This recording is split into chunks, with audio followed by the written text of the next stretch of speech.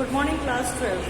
Beta, in Indian economy, our second chapter, New Economic Policy Reforms, NEP. NEP का हम topic पढ़ेंगे आज, liberalisation. NEP policy क्या थी, जो कि हम पहले भी डिस्कस कर चुके हैं, थोड़ा सा दोबारा रिपीट कर दें कि in 1990 government of India realise that कि हमारी इंडियन इकोनॉमी में डेवलपमेंट्स नहीं हो रहे हैं. Number of industries are very less.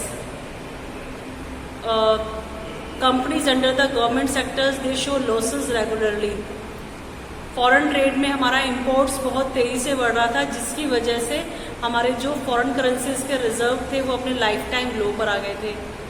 तो इकोनॉमिक कंडीशन हमारी बहुत वर्स्ट कंडीशन में आ चुकी थी इन द 1990. गवर्नमेंट ने ऑब्जर्व करा, एनालिसिस करा कि what are the reason behind that.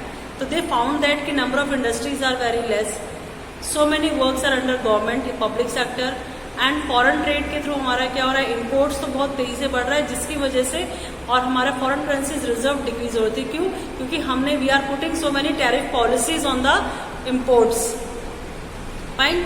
तो in 1991 government adopt NEP, new economic policies, जिसमें 3 पॉलिसीज मेन थी, लिबरलाइजेशन, प्राइवेटाइजेशन एंड ग्लोबलाइजेशन. तो today we are going to discuss about the liberalisation.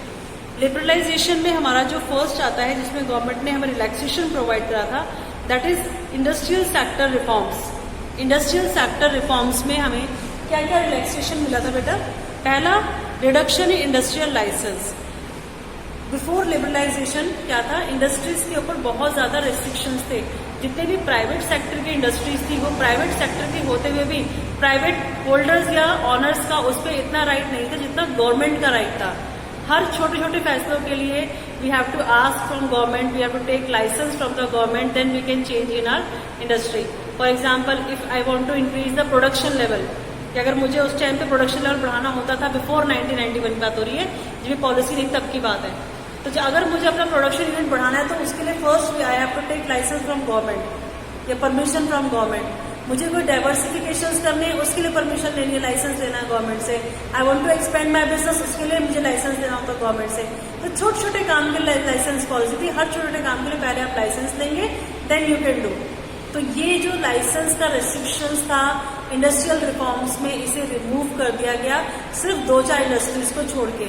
एक weapons industry, जो defence weapons होते हैं उनके ऊपर, या आपकी कोई एटॉमिक पावर इंडस्ट्री है उसके ऊपर रेस्ट्रिक्शंस था, बस. उसके अलावा हमारी सब इंडस्ट्रीज के ऊपर से रेस्ट्रिक्शंस गवर्नमेंट ने रिमूव कर दिए थे. दूसरा, decrease in role of public sector. पहले प्राइवेट सेक्टर्स में पब्लिक सेक्टर का रोल या कंट्रोल कह सकते हैं बहुत ज्यादा था. उस कंट्रोल को, उस रेस्ट्रिक्शंस को गवर्नमेंट ने रिमूव कर दिया, खत्म कर दिया. One of the striking feature was the substantial reduction in the role of public sector. Public sector का जो रोल था वो रिड्यूस कर दिया प्राइवेट सेक्टर में से, ताकि जो हमारी इंडस्ट्रीज हैं वो डेवलप्ड हो सके, number of industries rise up हो सके. The number of industries exclusively reserve for the public sectors. पहले जो पब्लिक सेक्टर्स में रिजर्वेशन था इंडस्ट्रीज का, वो नंबर ऑफ इंडस्ट्रीज कितनी थी, 17, वो घटा के कितनी कर दी, सिर्फ 3. कि सिर्फ 3 इंडस्ट्रीज ऐसी हैं जहाँ पे गवर्नमेंट इंटरफेयर करेगी, उसके अलावा गवर्नमेंट कहीं इंटरफेरेंस नहीं करेगी. जो first defence, second atomic energy and third is railway. ये तीनों आज भी गवर्नमेंट के अंडर में ही आते हैं. इसके अलावा सबको गवर्नमेंट ने प्राइवेट में कन्वर्ट कर दिया. Next, D reservation and the small scale industries. पहले क्या था कि गवर्नमेंट ने स्मॉल स्केल इंडस्ट्रीज को प्रमोट करने के लिए प्रोडक्ट्स रिजर्व कर दिए थे कि ये प्रोडक्ट सिर्फ स्मॉल स्केल इंडस्ट्रीज में ही बनेंगे.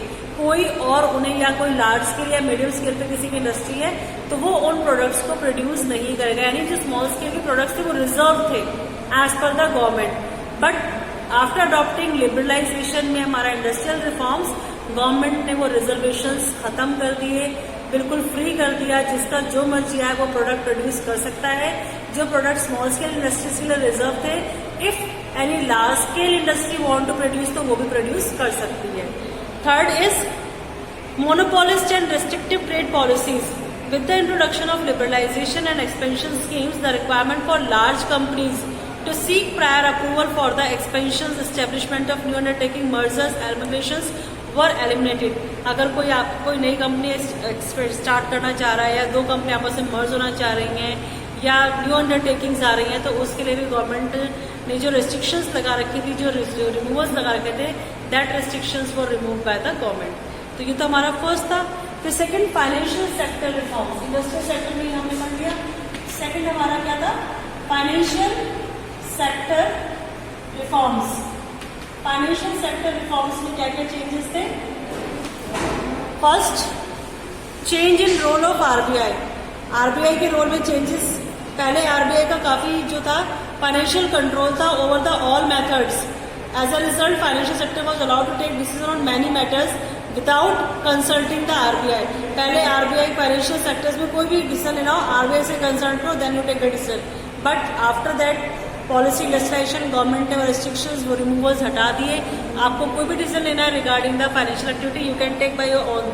फिर ओरिजिन ऑफ प्राइवेट बैंक, पहले हमारे यहाँ प्राइवेट बैंक बहुत कम थे, फिर बाद में हमारे यहाँ प्राइवेट बैंक्स को भी प्रेफरेंस दिया गया, Indian as well as foreign, कि कोई भी फॉरेन कंट्री का प्राइवेट बैंक या इंडियंस में कोई प्राइवेट बैंक इंटरेस्टेड है खोलने में, तो they can open private bank. फिर उसके बाद हमारे यहाँ ICI, UTI, SGFC ये बैंक स्टार्ट हुए थे। Increase in limit of foreign investments, पहले फॉरेन इन्वेस्टमेंट्स की लिमिट कम थी, उसको इंक्रीज कर दिया गया कि कोई भी फॉरेन इन्वेस्टमेंट फॉरेनर्स हमारी कंट्री में 51% तक के शेयर्स परचेज कर सकता है। That is called foreign institutional investors such as merchant bankers, mutual fund, pension funds, like that. इस टाइप की स्कीम्स में भी काफी इम्प्रूवमेंट हुए। और next is easy to expansion process, और कोई भी industry banks are given freedom. अगर किसी बैंक को कोई नई ब्रांच खोलनी है तो बिल्कुल फ्री थी, उनको आरबीआई से परमिशन लेने की जरूरत नहीं थी।